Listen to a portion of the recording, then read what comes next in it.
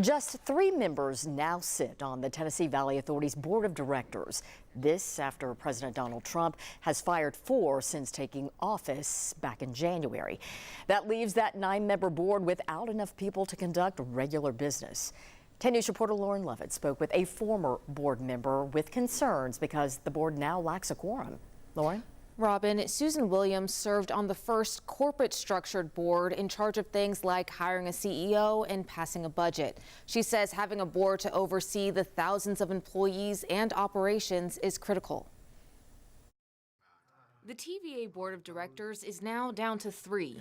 Having so few members means certain things just can't happen. Without a quorum, you can't act. If you don't have a quorum, you can't pass a budget. Susan Williams served on the board under President George W. Bush. She says it's essential that the board have at least 5 members to vote on new rules or regulations. TVA's been very engaged in looking at the small modular reactor, for instance, that they're working with at the old Clinch River site.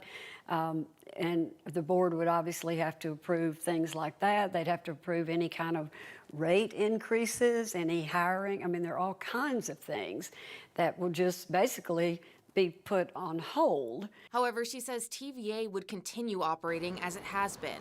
While Williams says Trump's firing of board members didn't come as a shock, the number so far has. It is the president's discretion to get rid of those folks. And so I think it didn't surprise me much because most of that board member was appointed by, under Joe Biden. It did surprise me a little that it left the board without a quorum. She says the process to appoint new members would take some time. Her own presidential appointment and Senate confirmation took around 6 months.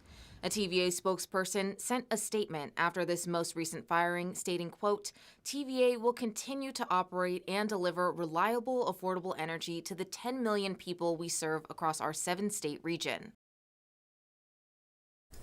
Williams says she hopes a list of names is making its way to the White House so the process can start to put a full board back in place. But she says it's unlikely that can happen by August or even by the end of this year. Robin? Lauren, thank you.